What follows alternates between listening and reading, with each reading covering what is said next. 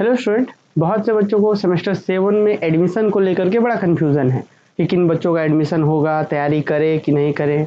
जिनका कि एनसीएल लिख दिया गया है रिजल्ट में, चाहे बीबीएम के उसे हो चाहे बीबीयू का भी रिजल्ट आने वाला है, तो दोनों ही यूनिवर्सिटी के लिए क्या रूल रहेगा, किन बच्चों का एडमिशन होगा, किन को रिसर्च वाला मिलेगा, किन को ऑनर्स मिलेगा, वो सारी बातें जो है हम आपको कंप्लीट डिटेल में बताएंगे।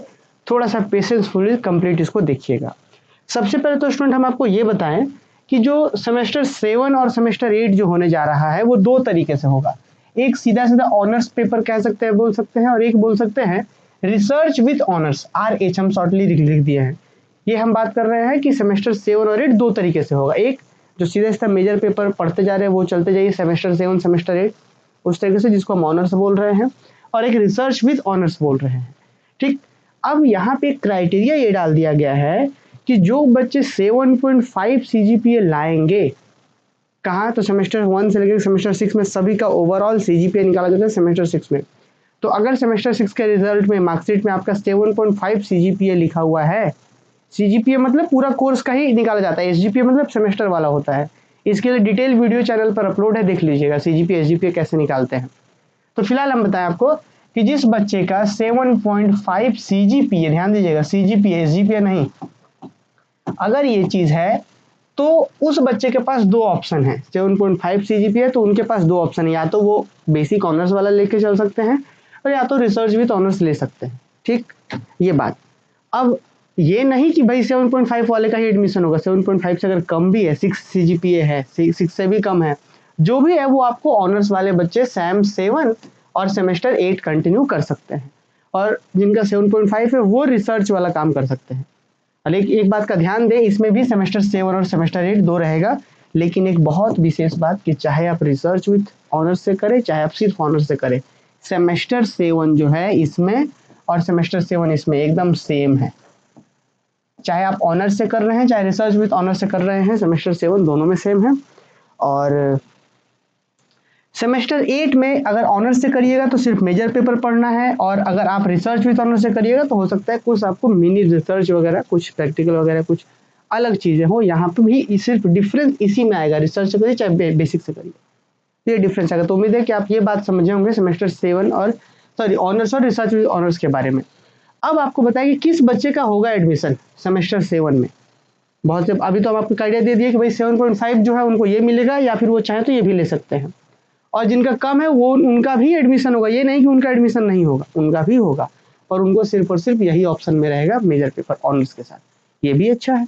ठीक, अब देखिए जैसे बहुत से बच्चे कह रहे थे कि सर कि मेरा सेमेस्टर 6 से पहले किसी में प्रमोट है तो मेरा रिजल्ट में NCL लिख दिया गया। NCL मतलब नॉट क्लियर, कि इससे पहले किसी सेमेस्टर में बैक लगा हुआ है, तो उस बच्चे का क्या होगा, तो उनका भी एडमिशन होगा। बाकायदा हम आपको नोटिस दिखाते हैं, ये BBM के लिए नोटिस आया था एक कॉलेज का, और बाकी VBU के लिए भी रूल सेम रहेगा, क्योंकि दोनों यूनिवर्सिटी सेम UGC के अकॉर्डिंग ही काम कर रहा है। तो जब भी BBM में एडमिशन होगा तो VBU में भी होगा। पर बाकी बच्चे ध्यान दीजिए। देखिए यहाँ पे बोला गया सेमेस्टर 7, आप लोगों को दिख रहा होगा कि सेमेस्टर 7 22-26 नामांकन संबंधी सूचना 24/10 को आया है। ये 24/10 अभी कुछ दिन पहले। तो सेमेस्टर 7 22-26 में पास या NCL, ध्यान दीजिएगा, पास होना चाहिए या NCL मतलब कि किसी सेमेस्टर में बैक लगा होगा, या पास है या NCL, दोनों की स्थिति में कि सभी छात्र छात्राओं को सूचित किया जाता है कि दिनांक 1/11/2025 से 15/11/2025 तक सेमेस्टर 7 में नामांकन करा लें। 1/11 माने 1 नवंबर से लेकर के 15 नवंबर तक सेमेस्टर 7 में एडमिशन करा लें। तो ये रहा बात स्टूडेंट। स्वामी सहेजानंद कॉलेज जो है चास बोकारो का है ये। तो उम्मीद है कि बात आप लोग को आइडिया लग गया होगा कि भाई NCL है तब भी आपको पढ़ना है तो पढ़ सकते हैं, अगर पास हैं तो बिल्कुल सेमेस्टर 7 आप पढ़ सकते हैं। और उसके बाद स्टूडेंट आपको कुछ और जानकारी देते हैं कि BBMQ में कुछ स्पेशल नोटिस ये है कि सभी कॉलेज में संभव नहीं ऑनर्स विद रिसर्च एक दूसरे से हो सकते हैं, अटैच हो सकता है, क्योंकि ऑनर्स विद रिसर्च जो है 7.5 CGPA वाले बहुत बच्चे तो होंगे नहीं। मान लीजिए कि अगर 100 बच्चा एग्जाम दे रहे हैं, एग्जाम्पल दे रहे हैं, अगर 100 बच्चे एग्जाम दे रहे हैं तो हो सकता है कि 20 बच्चा का 30 बच्चा का 7.5 CGPA आया हो, तो वो लोग ही ऑनर्स विथ रिसर्च लेंगे, है ना। तो इसीलिए हो सकता है कि BBMQ का सारा 2-4 कॉलेजेस मिला करके जितने भी रिसर्च विथ ऑनर्स वाले बच्चे हैं उनको यूनिवर्सिटी डिपार्टमेंट भेज दिया जाए कि हाँ भाई आपको जो रिसर्च विथ ऑनर्स यूनिवर्सिटी से करना है, या फिर कोई आपके बोकारो में कोई एक चास कॉलेज जो है वहाँ दे दिया जाए।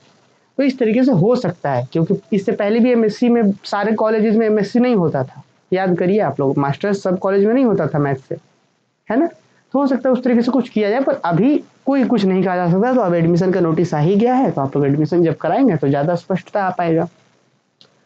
चलिए, तो ये था सारा कहानी कि किनका एडमिशन होगा। और अगर इससे संबंधित सेमेस्टर 7 में एडमिशन से संबंधित कुछ भी सवाल रहता है तो आप हमसे पूछ सकते हैं कमेंट के माध्यम से। बाकी व्हाट्सएप नंबर सारी चीज़ें है ही। और एक और जानकारी है कि धनबाद मैथ्स अकेडमी ऐप में सेमेस्टर 7, चूँकि आपको बताया गया कि चाहे आपका ऑनर्स हो, सिर्फ ऑनर्स हो, चाहे ऑनर्स विद रिसर्च हो, सैम 7 में दोनों का सिलेबस सेम है।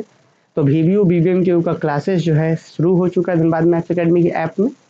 और चूँकि 4 मेजर पेपर पढ़ने और एग्ज़ाम भी जल्दी होगा, तो इसलिए हम लोग खूब अच्छे तरीके से मॉर्निंग इवनिंग करके क्लासेस करवा रहे हैं। आप लोग चाहें तो ज्वाइन कर सकते हैं।